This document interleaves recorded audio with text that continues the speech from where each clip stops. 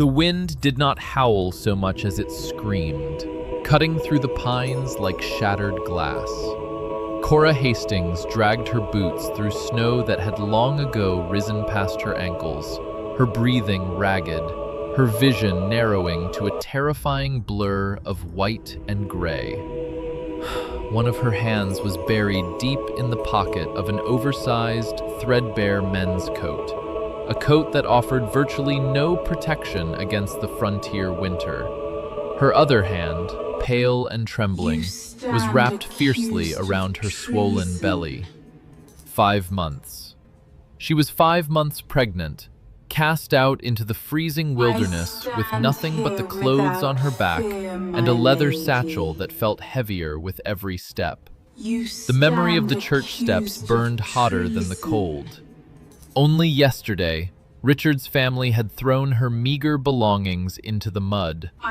They had stood before the town and called her a liar, a traitor, a woman carrying a bastard child. Her husband was dead, they claimed, a tragic accident on the canyon trail, and in his absence they had stripped her of her home, her name, and her dignity. But Cora knew the truth, and the truth was currently hidden deep inside her torn bag, a secret that had made her a target. Her foot caught on a hidden root. Cora stumbled, her knees hitting the frozen earth hard. A sharp gasp tore from her throat as a wave of pain rippled through her abdomen. "No," she whispered, her voice immediately swallowed by the gale. "Please, not yet. Just a little further." She forced her head up. Through the dense, swirling curtain of snow, a faint, golden glow flickered. A cabin. It stood tucked against the base of a jagged mountain ridge, isolated, heavy-timbered, and emitting a thin trail of smoke that spoke of a burning hearth. She didn't know who lived there. The townspeople spoke in hushed, frightened tones about the man on the mountain. They called him a ghost, a relic of a violent past, a gunslinger who had shed so much blood he could no longer stand the sight of other people.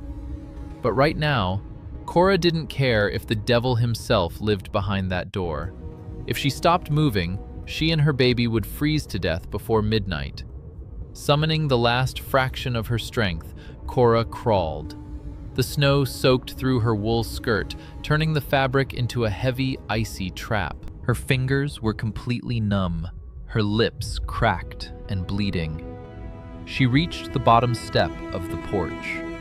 The golden light from the window spilled over her, mocking her inability to climb those final 3 wooden steps. She managed to lift her fist, weakly striking the heavy timber door once, twice. Then, the darkness at the edge of her vision swallowed her completely, and she collapsed. The sound of the heavy iron latch lifting cut through the storm. The door swung inward, and the light from the hearth poured out, framing the silhouette of a massive figure. Wyatt Vance stood in the doorway, the harsh mountain wind instantly tearing at his collar-length, graying blonde hair. He wore a faded denim work shirt and heavy leather chaps, his broad shoulders filling the frame. His steely blue eyes scanned the white void before dropping to the porch. There, half buried in the drifting snow, lay a woman. Wyatt's jaw tightened. He stepped out into the biting cold without a coat. He knelt beside her, his large, calloused hands gently turning her over. Her face was round, completely drained of color, her cheek pressed against the ice. But what made Wyatt's breath hitch was the protective way her arm was curled around her swollen stomach beneath the oversized men's coat. A pregnant woman, out here, in this storm. He didn't hesitate. Wyatt slipped one arm under her knees and he other behind her back, lifting her as effortlessly as if she weighed nothing at all. As he stood, he noticed a torn leather satchel lying in the snow, its contents spilling out, a few scattered papers fluttering wildly in the wind. Setting his jaw, Wyatt crushed the papers back into the bag, grabbed it by the strap, and carried the woman inside, kicking the heavy door shut behind him. The silence inside the cabin was sudden and profound, broken only by the crackle of the massive stone hearth. Wyatt laid her gently on his own bed, a sturdy frame covered in thick elk hides and wool blankets. He stood over her for a moment, his steely eyes unreadable. He had spent the last 5 years ensuring no one ever came up this mountain. He had built a fortress of solitude to escape the ghosts of men he had put in the ground. But looking at the fragile, freezing woman desperately guarding her unborn child, even in unconsciousness, Wyatt knew the frontier had just brought trouble to his doorstep. Determined, he moved quickly. He pulled off her frozen, mud-caked boots, wrapping her icy feet in a heated flannel cloth. He piled 2 more thick furs over her shaking body. He didn't search her pockets. He didn't open the torn satchel he had placed on the wooden table. He simply added 3 massive logs to the fire and pulled a chair to the corner of the room, sinking into it. Hours passed. The wind battered the cabin walls. Cora's eyes fluttered open. For a terrifying second, she didn't know where she was. The air was thick with the scent of pine and wood smoke. The brutal cold was gone, replaced by a deep, penetrating warmth. Gasps. She instinctively slid her hand down to her belly. It was safe. Then her eyes adjusted to the dim light, and she froze. Sitting in the shadows near the window, a rifle resting casually across his knees, was the mountain man. He was watching the storm outside, his profile illuminated by the firelight.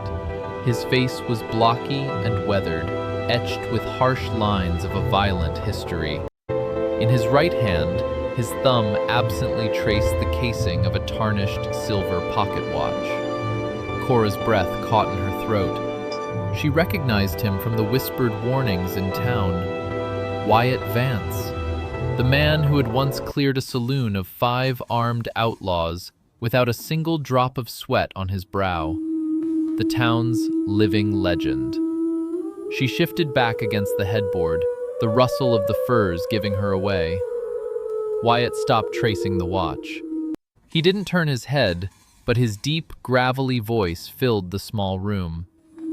"The snow will keep up until morning," he said, his tone devoid of any threat, yet carrying an immovable weight. "There's hot broth on the stove. You drink it when your hands stop shaking."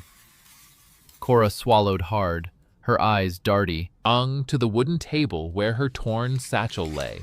The letter, the proof of Richard's fake death and the impending bank robbery. If this man looked inside, if he decided she was worth the bounty, Richard would surely put on her head. I shouldn't be here," Cora managed to whisper, her voice cracking. Wyatt slowly turned his head. His steely blue eyes met hers, and for a moment, Cora saw not a killer, but a man profoundly tired of the world's cruelty. "Out there, you're dead," Wyatt said softly. Sighs. "In here, you're safe. Rest." The warmth of the cabin was a stark, almost painful contrast to the biting ice still trapped in Cora's bones. She tried to push herself up, intending to reach the cast iron stove where a small pot simmered, but the room tilted violently. A deep, unnatural heat began to radiate from her chest, flushing her pale cheeks. The frostbite was retreating, but in its place came the fever. She collapsed back against the pillows with a soft groan, her arms instantly curling protectively over her swollen belly. Wyatt heard the shift in her breathing. He set his rifle leaning against the wall and moved toward the stove. He didn't hover, didn't offer empty words of comfort. Instead, he poured a portion of the rich venison broth into a tin cup, grabbed a clean cloth from a shelf, and walked over to the bed. "Drink," he commanded softly, holding the cup out. Cora's hands were shaking too badly to grip the tin. Seeing this, Wyatt didn't sigh or show impatience. He simply knelt beside the bed, wrapped his massive, calloused hand over her trembling fingers and guided the warm rim to her cracked lips. The broth was salty and thick, bringing a rush of life back into her hollowed stomach.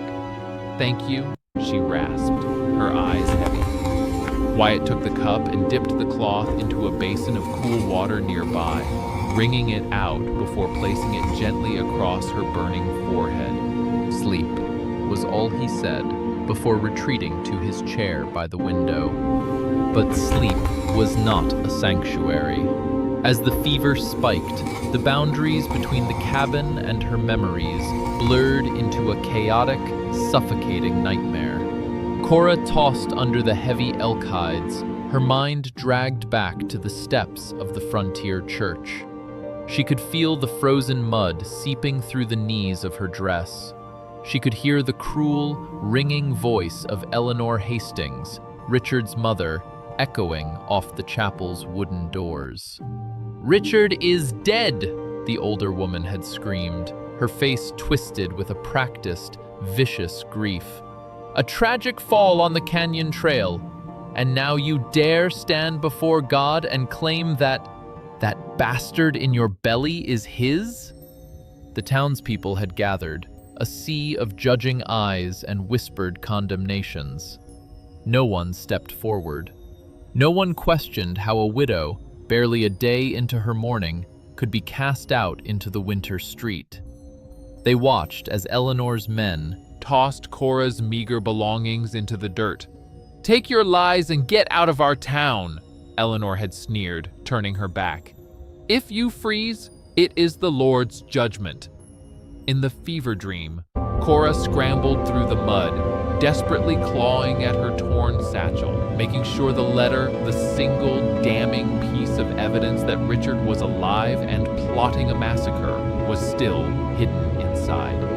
"No," Cora whimpered in the cabin, her hands gripping the edges of the oversized men's coat Wyatt had draped over the blankets. He's not dead. He's coming for the vault." From his corner, Wyatt listened. His face remained carved in stone, but his jaw tightened.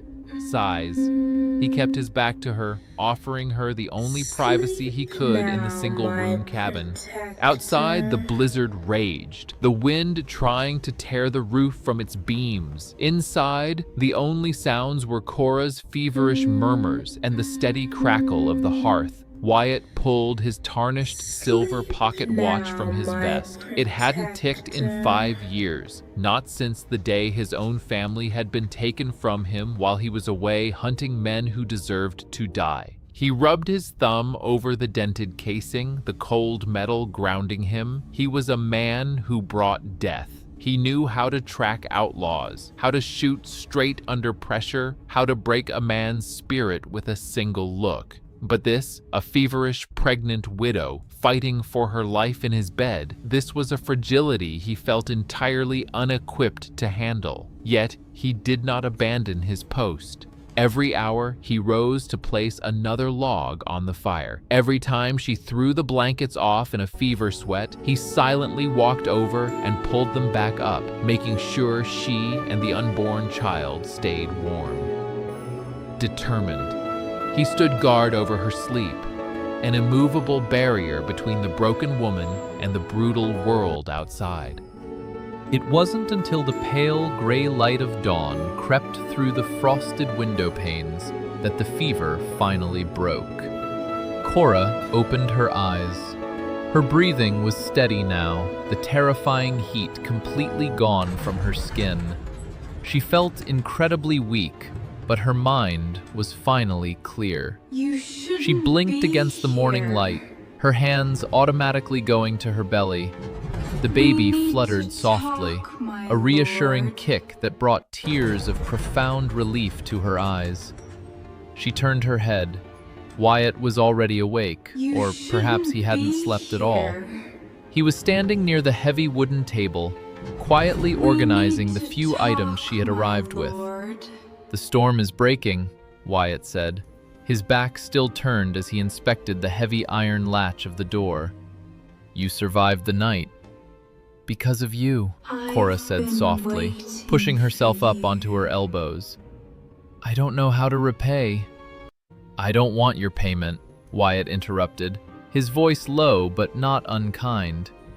He turned around, walking over to the table too, carefully lift the oversized men's coat she had worn, intending to hang it nearer to the fire to dry completely. As he lifted the heavy, damp wool, he accidentally snagged the strap of her torn leather satchel. The movement tipped the bag. Before Cora could shout a warning, the contents spilled onto the floorboards. A comb, a few coins, and a thick, folded envelope. It hit the floor with a heavy thud, sliding directly toward Wyatt's boots.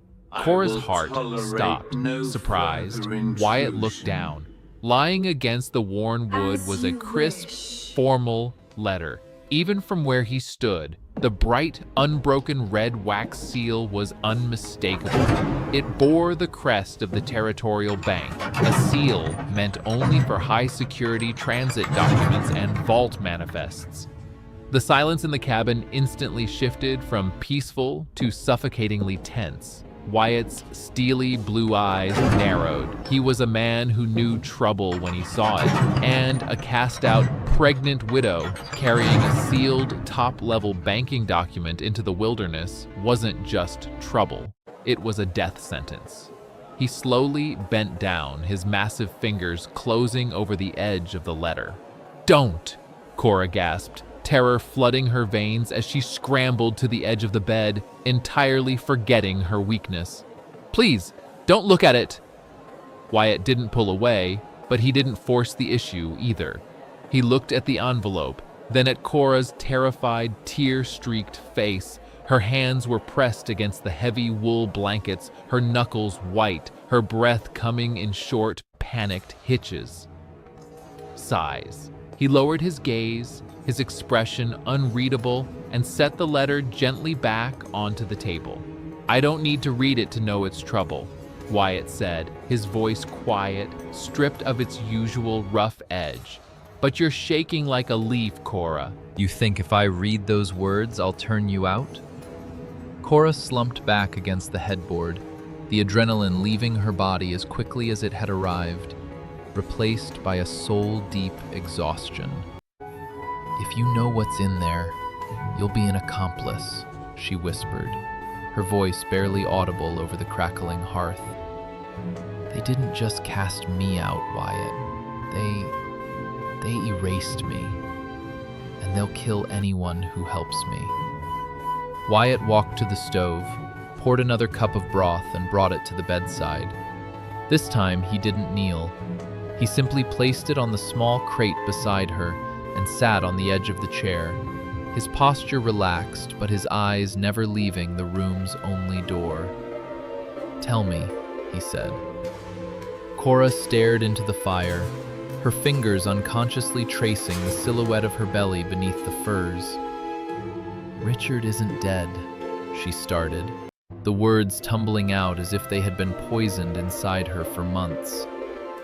"The canyon trail, it was a fabrication. He didn't fall. He left. He left because he had debts to the wrong kind of men who would have taken his life, not his money." Wyatt nodded once, his eyes darkening. He knew the type. Outlaws who treated a man's life like a poker chip. He planned this for years, Cora continued, her voice gaining strength, though her hands trembled. He didn't just steal the land.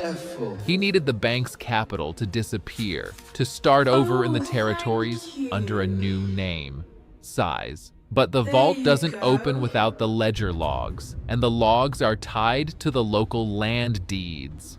She looked up at Wyatt, her green eyes wide and pleading. "He's coming for the bank, Wyatt. Tonight, maybe tomorrow. He's going to clear the vault, torch the building to hide the theft, and then he's going to cross the border.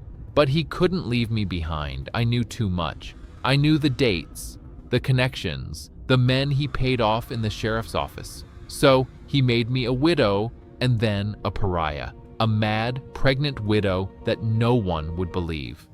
Wyatt rubbed a calloused hand over his face, a grim, humorless smile touching his lips. And the letter? It's the evidence, she said, her voice dropping to a harsh, jagged whisper.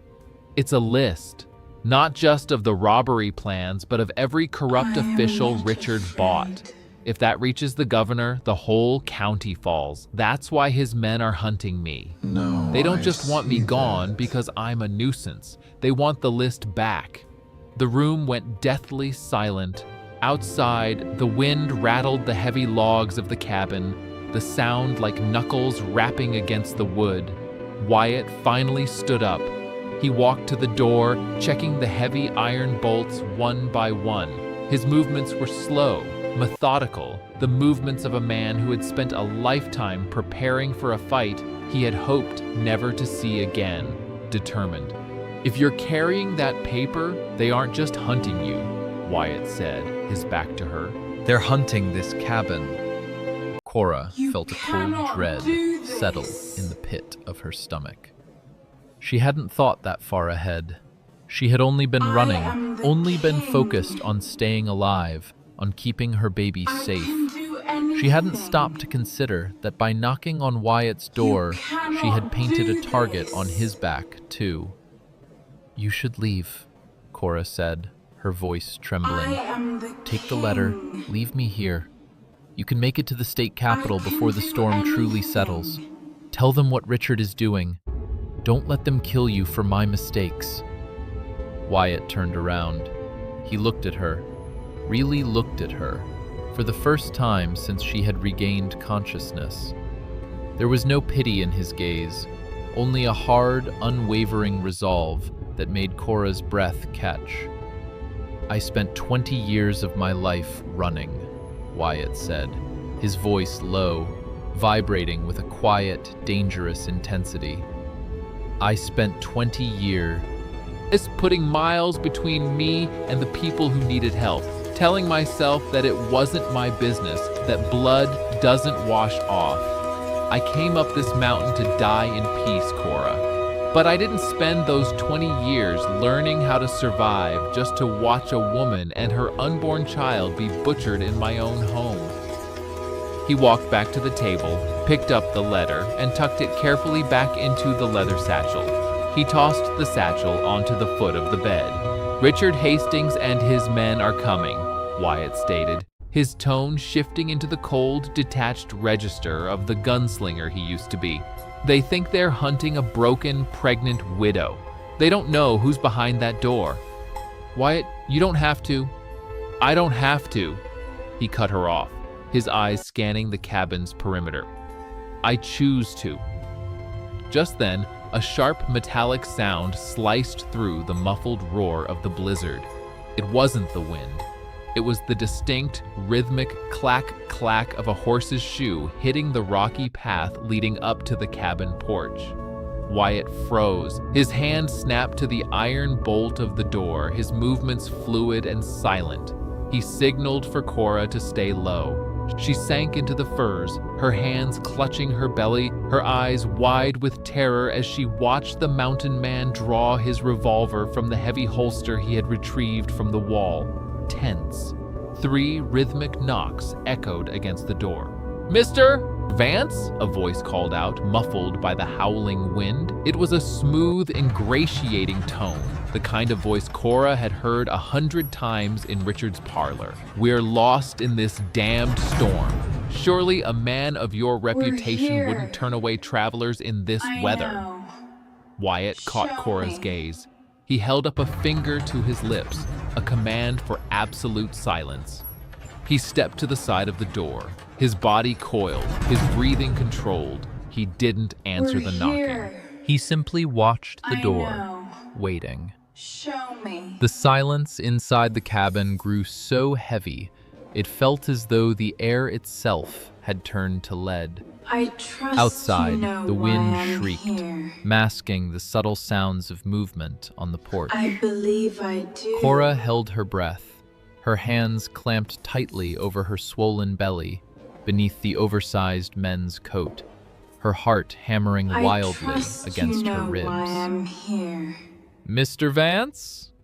The voice called out I again, believe I louder do. this time, carrying a sharp edge of impatience beneath the faux politeness. We know you're in there. Your chimney's smoking. It's freezing out here, and we just need a minute by your fire. Wyatt did not lower his revolver. He took a slow, deliberate step toward the heavy oak door, his boots making absolutely no sound on the floorboards. He pressed his shoulder against the timber, positioning himself away from the center of the frame, a habit born from years of surviving men who preferred to shoot first and knock second. You do not need Cabin's to full, fight. Wyatt's voice rumbled. It wasn't a This shout, but it possessed a misunderstanding can be resonant baritone resolved authority that easily peacefully. pierced the thick wood and the howling storm. There was a pause. The shuffling of boots on the You do icy not planks of the need porch to stopped. fight. Now, that's a shame, This the voice replied, misunderstanding the can pretense be of a lost resolved traveler completely peacefully. vanishing. Because we tracked a set of footprints right up to your steps, small boots. Belongs to a woman named Cora Hastings. She's sick in the head, Mr. Vance. Sarcastic, What have you stole some hidden highly here? sensitive property from her grieving family. We There have a is warrant from the nothing town to sheriff to bring her hide. back. Cora shut her eyes, a silent tear escaping down her cheek. They were already spinning the lie, laying the groundwork to murder her What have you legally. hidden here? Sheriff's jurisdiction ends at the tree line, Wyatt There is replied, his tone nothing as to flat and hide. unforgiving as a frozen lake. Mine starts here. Turn your horses around. Listen to me, old man. Another voice barked from the porch, rougher and less disciplined. You've been out of the game a long time. There's 3 of us out here. You open this door and hand over the crazy widow, and we ride away. You don't, and we burn this timber box down around you. Wyatt's steely blue eyes darkened. Exhales sharply. He reached out with his left hand and slid open a small, rectangular viewing slat carved into the upper half of the door. The freezing wind immediately bit into the room, but Wyatt didn't flinch. He stared through the narrow opening at the men standing on his porch. You're Miller's boys, aren't you? Working for Richard Hastings, Wyatt said. He didn't ask. He stated it as a fact. I can see the crossed pistol brand on your horse's saddle from here. You tell Richard that if he wants what's in this cabin, he's going to have to come bleed for it himself. You're making a mistake, Vance, the first man yelled, stepping closer to the door, his hand hovering over his holster. Don't die for a stray. Step off my porch, But Wyatt yes. commanded. He cocked the hammer of his heavy revolver. The sharp, metallic click, clack are one echoed of them? terrifyingly loud through the viewing I am slat. only Before me. I put a .45 caliber hole through the center of that brass buckle you're yes. wearing. The men hesitated. Even out in the brutal cold, isolated from the world, the legend of Wyatt Vance held a terrifying weight. A man didn't survive 20 years in the frontier by making empty threats. Slowly, the sound of boots retreating echoed over the wind. They stepped off the wooden porch, their heavy coats vanishing into the swirling white out of the blizzard. Wyatt snapped the viewing slat shut and immediately dropped the heavy iron crossbar across the door, locking it into place. He didn't relax. He turned, his movements suddenly fast and intensely focused. He walked to the center of the room and reached up to the iron chandelier hanging above the table, blowing out the oil lantern. The cabin was plunged into deep shadows, illuminated only by the dancing orange light of the stone hearth. Are they gone? Cora whispered, trembling. Her voice trembling so violently she could barely form the words. No, Wyatt said grimly. They're circling. They won't leave without the letter, and they know the storm gives them cover. He moved to a heavy cedar chest at the foot of his bed, throwing open the lid. He pulled out a Winchester lever-action rifle, its blued steel catching the firelight. He grabbed 2 handfuls of brass cartridges, stuffing them into the pockets of his chaps, before walking over to where Cora was huddled on the bed. "Cora, look at me," Wyatt said. He knelt beside the mattress, bringing himself down to her eye level. She looked up, her green eyes wide with terror, her arms still locked protectively around her swollen belly. "I need you to get off the bed," he instructed, his voice low and remarkably steady, cutting through her panic. "The mattress is too high. If they shoot through the windows, you're in the line of fire. I want you to crawl behind the stone hearth. The rocks are 2 feet thick. Bullets won't pierce it." Cora nodded, swallowing the lump of pure fear in her throat. She didn't argue. Pushing the heavy furs aside, she swung her legs over the edge of the bed. Her body ached, her joints stiff from the lingering cold and the fever, but her motherly instinct overrode the pain. She wrapped the oversized men's coat tightly around her shoulders and awkwardly lowered herself to the floor, crawling toward the massive stone fireplace. Wyatt followed her. When she was safely tucked into the small alcove between the hearth and the thick log wall, completely shielded from the cabin's windows, he reached to his hip and unbuckled a secondary holster. He pulled out a heavy, short-barreled revolver and pressed it into her hands. Cora recoiled slightly, staring at the cold steel as if it were a venomous snake. I don't know how to shoot. I've never... "You don't need to be a marksman," Wyatt said gently, wrapping her trembling fingers around the polished wooden grip. "If anyone comes around that corner, and it isn't me, you point it at their chest and you pull the trigger. Don't close your eyes. Don't hesitate." Cora looked down at her belly, then down at the heavy gun in her hands. She thought of Richard's cruel laughter, of Eleanor's vicious lies on the church steps, of the cold, muddy ground they had left her to die on. A fierce, protective warmth flared in her chest, burning away the edges of her terror. She tightened her grip on the revolver and looked up at Wyatt, giving him a single, determined nod. "Good," Wyatt murmured. He stood up, stepping, away from the firelight and letting the shadows of the cabin swallow his massive frame. He moved to the front window, keeping his back flat against the wall, peering out through a crack in the heavy wooden shutters he had pulled closed. For 10 agonizing minutes, nothing happened. The wind continued its relentless assault on the cabin. The fire crackled. Cora's breathing sounded deafening in her own ears. Then the wind suddenly died down. It wasn't the end of the storm, merely a brief, eerie lull, the eye of the gale taking a breath. In that sudden, fragile silence, the sound was unmistakable. Tense. Crunch. Crunch. Footsteps on the snow, moving around the back of the cabin. Wyatt shifted his grip on the Winchester, his steely eyes locking onto the rear window. Before he could take a step, the distinct, terrifying sound of breaking glass shattered the quiet. A heavy object was hurled through the back window, landing on the wooden floorboards with a heavy thud. The siege had begun. The heavy object shattered the glass and hit the floorboards with a dull, terrifying thud. It was a crude firebomb, a whiskey bottle filled with kerosene, a burning rag stuffed tight into its neck. The flames licked hungrily at the glass, casting wild, frantic shadows across the cabin walls. Wyatt moved with a speed that defied his massive frame.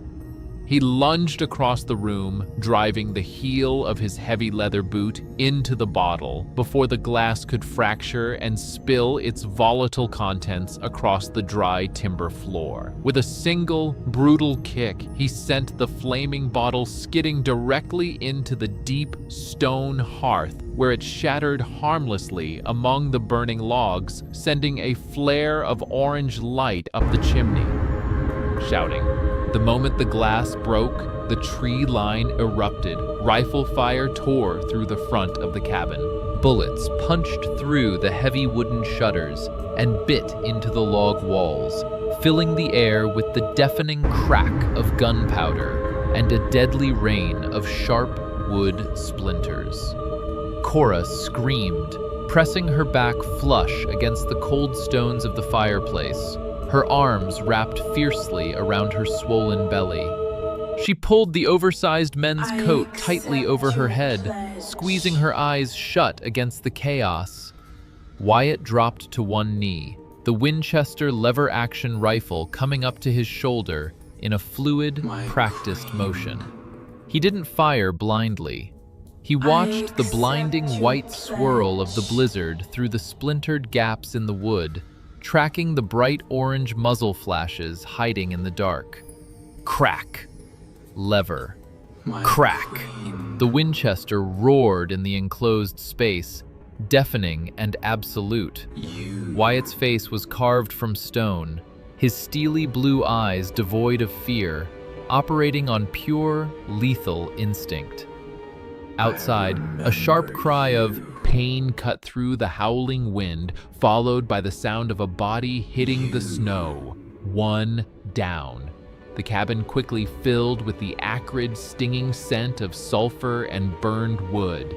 The freezing gale rushed in through the broken back window, dropping the temperature in seconds. Wyatt shifted his position, moving laterally across the floorboards to ensure his broad body remained an impenetrable wall between the incoming crossfire and the stone alcove where Cora hid. But the men outside were not amateurs. While two kept Wyatt pinned from the front tree line, a third had used the noise and the storm as cover to flank the building. Cora opened her eyes just as a shadow eclipsed the broken back window. Gasps. A heavy boot slammed onto the windowsill, kicking away the remaining jagged shards of glass. A man vaulted into the room, a double-barreled shotgun gripped tightly in his hands. He landed in a crouch, his eyes immediately locking onto Wyatt's broad back, completely unaware of the pregnant woman huddled in the darkness near the firewood pile. Cora's heart seized. She looked down at the heavy revolver Wyatt had pressed into her hands. She raised it, her fingers slick with cold sweat. But her hands were shaking so violently, the heavy barrel waving erratically in the dim light. If she pulled the trigger, she knew, with terrifying certainty, that she might shoot Wyatt in the back. The intruder raised the shotgun, taking aim at the mountain man. A fierce, desperate heat flared in Cora's chest. She dropped the revolver onto her lap. Ignoring the agonizing stiffness in her joints, she lunged forward, her hand closing around a thick, wedge-shaped split of oak firewood resting at the edge of the hearth. With a guttural cry, fueled entirely by the primal need to protect her unborn child and the only man who had offered them shelter, Cora swung the heavy wood. The heavy oak connected with the side of the intruder's leading knee with a sickening crunch. The man shrieked, his leg buckling instantly under his weight. As he collapsed, his finger jerked against the triggers. The shotgun discharged with a thunderous boom, sending a spray of buckshot harmlessly into the heavy ceiling beams, showering the room in sawdust. Wyatt spun on his heel. Seeing the threat, he dropped the Winchester to his side, his right hand drawing his heavy revolver from his holster with a speed that was almost a blur. He fired twice. The intruder slammed backward onto the floorboards, his chest heaving once before going entirely still. Wyatt kept his revolver leveled, his eyes darting to the front windows. He waited. 5 seconds. 10 seconds. Nothing but the relentless screaming of the blizzard outside. The remaining men, having lost their advantage and their numbers, had fled into the storm. Wyatt slowly lowered his weapon and turned toward the hearth. Cora was huddled on the floor, gasping for air, the piece of firewood still clutched in her trembling hands. Her oversized coat had slipped off one shoulder, and she was instinctively pressing her free hand against her belly, checking for the reassuring flutter of the baby. Wyatt stepped over the dead man and knelt beside her. The cold, detached mask of the legendary gunslinger cracked just a fraction, revealing a profound, quiet awe. "You saved my life," Wyatt murmured, his deep voice barely audible over the wind. Cora let the firewood slip from her fingers, her entire body shaking. I couldn't shoot. I was afraid I'd hit you." Wyatt reached out, his calloused thumb gently brushing a dusting of sawdust from her shoulder. "You did exactly what you had to do." A sudden, wet cough shattered the quiet. Surprised, Wyatt snapped his head toward the floor. The man he had shot wasn't dead. It was the man with the rough voice from the porch, lying in a pool of his own blood, clutching his chest. Wyatt's demeanor hardened instantly. He stood up, striding over to the dying man, and kicked the dropped shotgun out of reach. The man looked up at Wyatt, a bitter, bloody smile twisting his lips. He coughed again, a wet, rattling sound. "You fight good, old man, but you're fighting for nothing." Wyatt crouched down, his steely eyes boring into the man. "Where is Richard Hastings?" The dying man let out a low, breathless laugh. "Gone. He ain't waiting for the storm to break. He got word you were up here. He knows she survived." Cora pushed herself up against the stones, her breath catching. "The vault. He's taking the money tonight. He's emptying it right now," the man wheezed, his eyes drifting toward the ceiling. "Loading the saddlebags. He'll be across the territory line by midnight. And you..." He shifted his gaze to Cora, his smile turning cruel. "He didn't leave your name out of it, sweetheart." "What do you mean?" Wyatt demanded, his voice dangerously low. "He left a forged confession." "Inside the empty vault," the man gasped, his voice fading rapidly. "In her handwriting. Says she planned the whole thing. Says she killed him to get the codes. If we didn't kill her, out here, the marshals will hang her for the robbery anyway." The man's chest stopped moving. His eyes glazed over, staring blankly at the bullet-riddled ceiling. The cabin fell into a heavy, suffocating silence, interrupted only by the relentless howling of the wind rushing through the broken window. Shocked, Cora stared at the dead man, the full weight of Richard's cruelty crashing down on her. The warmth of the cabin suddenly felt like an illusion. Richard had closed every door, trapped her in a corner where neither survival nor surrender offered a way out. If she stayed here and waited out the storm, the marshals would come for her in the morning. She would be tried, convicted, and her child would be born in a cold iron cell, or worse, taken by Richard's family. She looked up at Wyatt. The mountain man was staring at the broken window, the snow drifting onto the floorboards. "The storm is too heavy," Cora whispered. "We can't make it to town in time." You will not Wyatt turned back to her. me. He walked over to the table, picked up her torn leather satchel containing the real letter with the bank seal, and slung it over his broad shoulder. Then he reached for his heavy elk-hide coat hanging by the door. "Wrap yourself in every blanket you can carry," Wyatt commanded, his steely blue eyes flashing with a terrifying, immovable resolve. "I'm hitching the sled." The cold hit Cora like a physical blow the moment Wyatt carried her through the broken doorway. It was a suffocating, blinding cold that instantly stripped the breath from her lungs. Wyatt had wrapped her in 3 heavy elk hides over the oversized men's coat, but the frontier storm still found every gap, biting into her skin like needles of ice. Rushed, Wyatt had quickly hitched his 2 massive draft horses to a heavy, low-slung timber sled. It was a crude conveyance, built for hauling felled pines, not a pregnant woman recovering from a fever, but it was their only chance to beat Richard to the territory line. Wyatt set Cora gently into the bed of the sled, packing a tightly rolled wool blanket beneath her knees to absorb the worst of the shock. He slung her torn leather satchel over his broad shoulder, the crucial letter bearing the Red Bank seal resting safely inside. "Keep your head down," Wyatt shouted over the shrieking wind, his face inches from hers. His breath plumed white in the dark air. "Don't look up until I tell you." Cora gave a stiff, trembling nod. She curled onto her side, wrapping both arms fiercely around her swollen belly. Wyatt didn't sit. He took his place at the front of the sled, his boots planted wide on the wooden runners.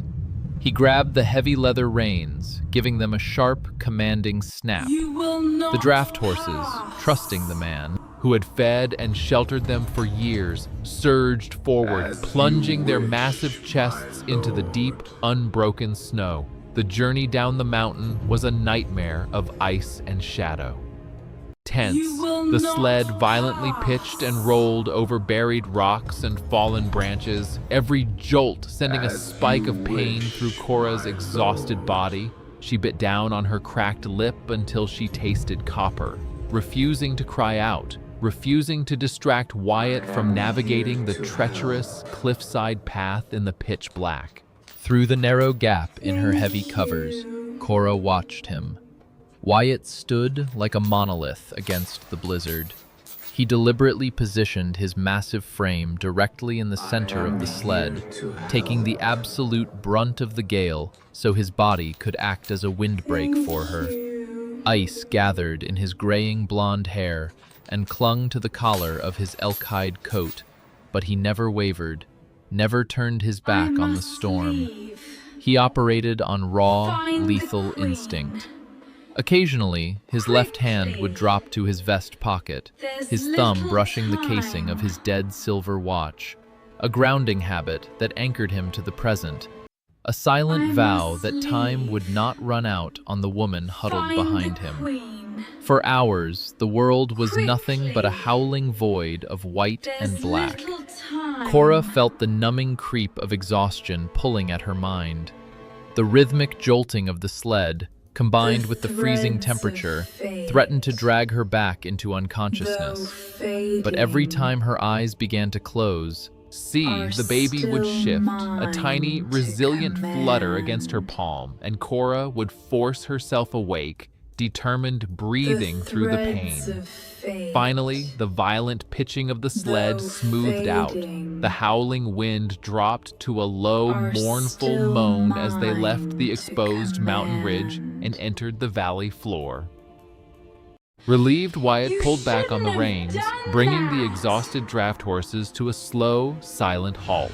"We're here," Wyatt's deep voice rumbled, hoarse from the cold. Cora pushed the heavy hides down from her face. The storm had broken, leaving behind a thick, freezing fog that clung to the ground. Through the mist, the skeletal outlines of the frontier town emerged.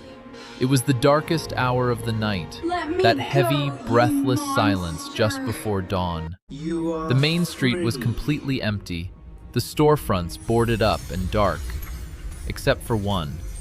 At the far end of the muddy, snow-packed street stood the territorial bank.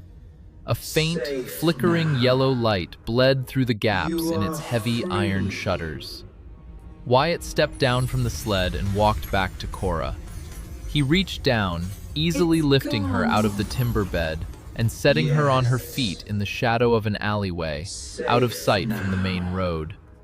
Her legs You are buckled instantly, but Wyatt caught her by the waist, his strong arm steadying her until she found her balance. It's "Can you walk?" gone. he asked softly. Yes. "I can walk," Cora whispered, Safe clutching the oversized coat around her You belly, are free. nervous. She looked down the street, her heart hammering against her ribs. They moved through the alleyways, It's Wyatt leading the gone. way, his steps completely silent Yes. despite the heavy boots and the snow. Safe Tense. now. As they neared the back of the I bank, feel the scope of clarity. Richard's betrayal became terrifyingly clear. Standing on the boardwalk near the bank's side entrance were two men. They were smoking tightly rolled cigarettes, their rifles leaning casually against the wooden railing. But it wasn't the outlaws feel that made Cora's clarity blood now. run cold. One of the men was wearing a tin star pinned to his heavy wool coat. A sheriff's deputy. "The law is bought," Wyatt murmured, I know. reading her expression in the gloom. "Richard doesn't leave loose finally ends," found Cora you. said, her voice shaking with a mixture of terror and bitter anger. "He pays for the doors to be unlocked and the eyes to be closed." From inside the building, the muffled sound of heavy metal grinding against metal echoed into the street. The vault was open. Richard was loading the town's lifeblood into saddlebags, preparing to vanish into the territories, leaving Cora to take the fall for a massacre she had desperately tried to outrun. No. Wyatt reached over his shoulder I and unbuckled the can't. torn leather satchel. He handed it to Not Cora. now. "Keep this against your chest," Wyatt instructed, his eyes locking onto hers. "You stay in the shadows behind these barrels. You do not step out no matter what you hear. If I fall, you take this letter to the governor's office in the capital. Not You don't now. trust anyone with a badge in this town. You understand? Urgent." Cora took the satchel, her fingers brushing against his cold, calloused hand. The reality of what he was about to do slammed into her.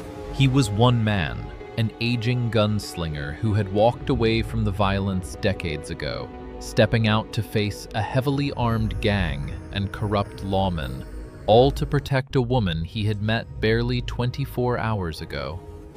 "Wyatt," Cora whispered, her voice cracking. She reached out, her small, trembling hand gripping the sleeve of his denim shirt. "Please, come back to us." It was the first time she had included the baby in her plea to him, the first time she had acknowledged the strange, undeniable bond that had formed in the crucible of the cabin. Wyatt looked down at her hand, then up to her exhausted, tear-streaked face. The cold, detached mask of the legendary killer softened. The ghost of a smile touched the corners of his scarred mouth. "I always finish the job, Cora," he said quietly. He turned away from her, stepping out of the alley's shadows. His right hand dropped to his hip, resting naturally on the wooden grip of his heavy revolver. His broad shoulder squared as he walked deliberately toward the flickering light of the bank.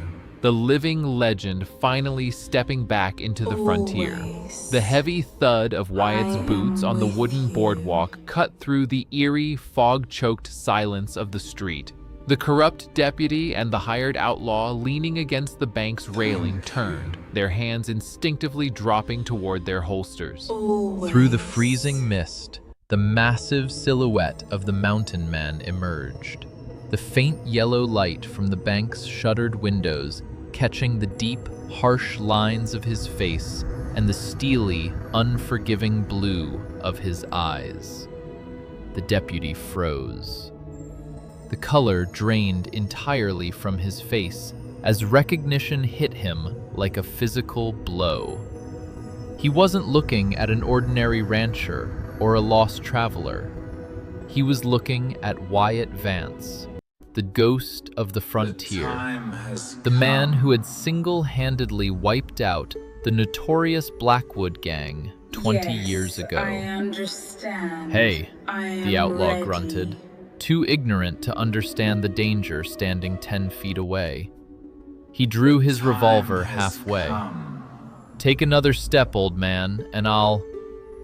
Wyatt didn't break Yes, stride. I understand. His right hand blurred. I am ready. He didn't draw his gun. He simply stepped into the outlaw's guard with terrifying speed, his massive left hand clamping around the cylinder of the man's half-drawn revolver, jamming the mechanism. With a brutal twist, Yat wrenched the weapon free and drove the heavy steel butt into the outlaw's jaw. Pause. The man dropped to the boardwalk like a stone. Wyatt turned his steely gaze to the trembling deputy. He tossed the stolen revolver into the muddy snow. He didn't raise his voice, but the low, resonant baritone vibrated with lethal promise. "Drop the tin star," Wyatt commanded. "Walk away, and you live to see the sunrise." The deputy didn't hesitate. With trembling fingers, he tore the badge from his heavy coat, let it fall to the planks, and ran blindly into the fog. Wyatt stepped over the unconscious outlaw and kicked the heavy, reinforced double doors of the territorial bank. The oak splintered inward with a deafening crack, the locking mechanism shattering under the sheer force of the blow. Inside the dimly lit lobby, behind the wrought iron teller cages, Richard Hastings stood frozen. He was a handsome man, sharply dressed in a tailored suit that made a mockery of his supposed tragic death on the canyon trail. In his hands were two heavy canvas sacks, brimming with the town's currency, pulled fresh from the open vault behind him. Two more armed thugs stood nearby, their rifles suddenly snapping up toward the doorway. "Who the hell are you?" Richard barked, his aristocratic voice pitching high with panic. "I'm the man who too." "Okay, and your widow," Wyatt said softly, stepping fully into the light. Richard's eyes widened in horror. Gasps. "Vance," he breathed, the name carrying the weight of a death sentence. He frantically looked at his two hired guns. "Kill him! Kill him now!" The thugs raised their rifles, but they were already too late. Bang, bang. The roar of Wyatt's heavy revolver filled the enclosed space. Calmly, he hadn't shot to kill, he didn't need to. He shot the rifles clean out of their hands, the heavy .45 caliber slugs shattering the wooden stocks and sending the men screaming to the floor, clutching their numb, bleeding fingers.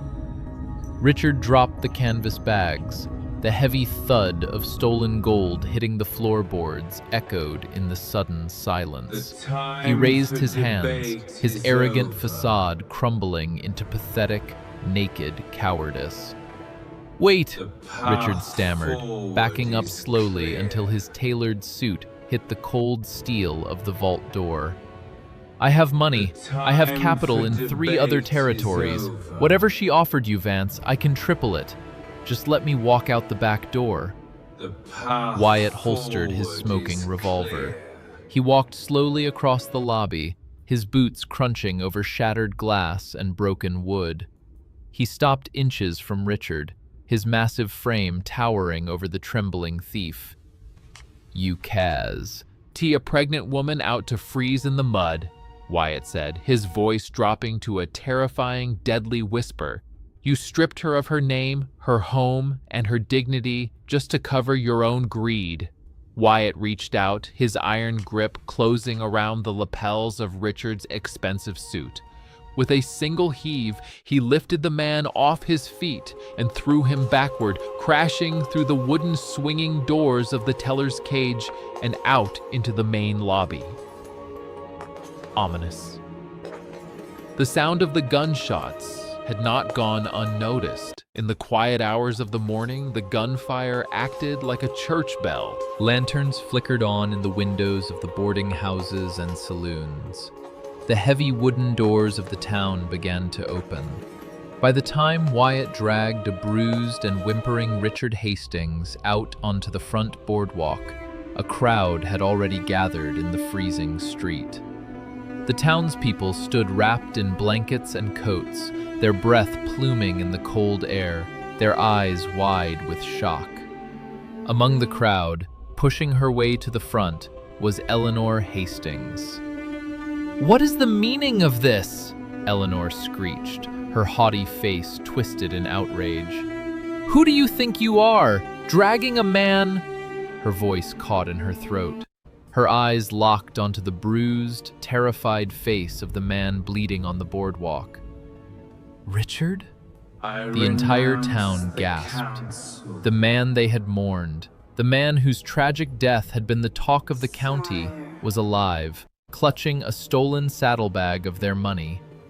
From the shadows of the alleyway, a fragile figure emerged. Cora Hastings walked slowly into the light. She still wore the oversized men's coat wrapped tightly around her swollen belly. She was exhausted, pale, and shivering, but she kept her chin high, refusing to break under the stares of the people who had cast her out only days before. No, you are. Somber. More The than crowd anyone. parted for her, Thank you, a profound, my king. guilty silence washing over the street. The women who had whispered cruel lies, Your the men who had Majesty. stood by and watched her be I am thrown not into the worthy. freezing mud, No, they now you looked at the are. ground, unable More to than meet her eyes. anyone. Thank you, Cora my stopped king. beside Wyatt. She reached into the leather satchel and pulled out the thick envelope with the unbroken red wax seal of the Territorial Bank.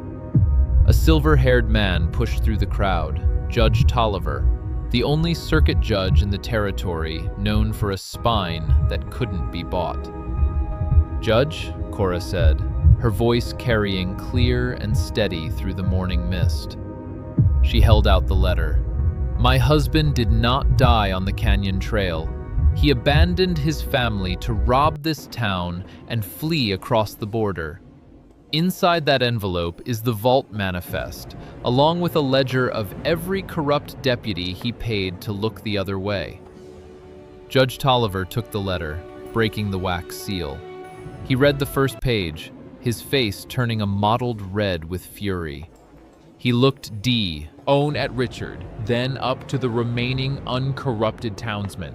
Arrest him! Arrest him and put him in irons until the territorial marshals arrive. Two men immediately grabbed Richard, I am hauling him to his here, feet amidst the my furious love. shouts of the betrayed town. Eleanor Hastings collapsed to her knees in the mud, weeping not for a dead son, but for a disgraced name. Cora watched them drag Richard away, exhales sharply. The terror that had gripped her chest for 5 agonizing months finally, completely shattered. She was free. Her legs, no longer fueled by adrenaline, suddenly gave out. Before she could hit the boardwalk, Wyatt's massive arms were there, catching her effortlessly. He pulled her against his broad chest, shielding her from the stares of the crowd. Judge Tolliver stepped forward, his eyes moving to Wyatt. "Mr. Vance, the town owes you a debt. If there is a reward, I don't want your money," Wyatt said, his voice carrying the immovable weight of the mountain itself. He looked out over the crowd, ensuring every single person heard his next words. "Mrs. Hastings is under my protection. If any man or woman speaks a word against her, or so much as looks in her direction with disrespect, they will answer to me." The town stood in absolute, breathless silence. The living legend had spoken, and his vow was an iron shield no one would ever dare to test. Wyatt looked down at Cora. "Let's go home," he whispered. The brutal frontier winter eventually surrendered to a lush, vibrant spring. The snow melted from the high ridges, filling the canyon rivers with rushing, clear water. The heavy timber door of the mountain cabin was propped wide open, letting in the golden afternoon sun and the scent of wild pine. The stone hearth was swept clean, replaced by the gentle warmth of the new season. Content. Sitting in the heavy wooden chair by the window was Wyatt Vance. His faded denim shirt was rolled up at the sleeves, exposing the deep scars of a violent past. But his massive, calloused hands were not holding a Winchester rifle or a heavy revolver. They were holding a baby girl.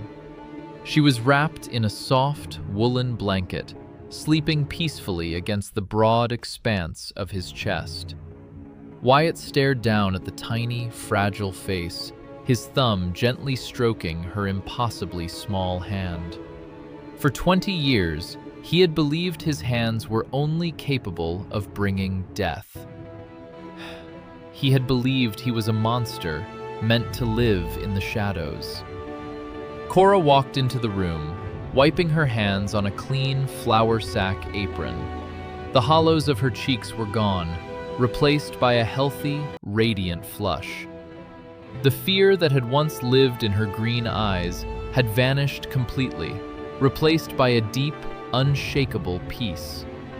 She walked up behind Wyatt's chair, resting her hands gently on his broad shoulders. She leaned down, pressing a soft kiss to his temple, then looking at her sleeping daughter.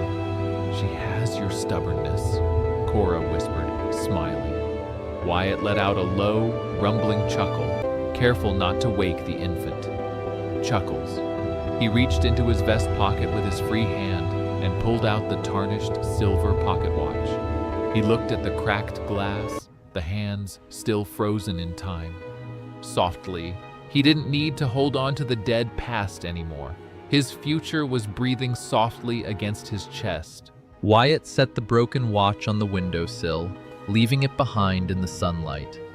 He reached up, covering Cora's hand with his own, his fingers intertwining with hers. Out here, in a brutal land that had tried to break them both, they had found the one thing stronger than the frontier itself. They had found each other. And in the quiet warmth of the mountain cabin, the forgotten wife and the legendary gunslinger finally, truly rested. In a world that often rewards the cruel and abandons the weak, there is a profound, breathtaking beauty in the souls who refuse to walk away. Sometimes, the strongest men are not those who raise their fists to conquer the world, but those who lower their weapons to build a safe place for someone the world threw away. And sometimes, a woman who has been stripped of everything discovers that her greatest dignity isn't found in fighting alone, but in trusting the right heart to stand beside her. True shelter Isn't just a roof over your head. It is the quiet, unbroken promise that you will never have to face the storm alone again.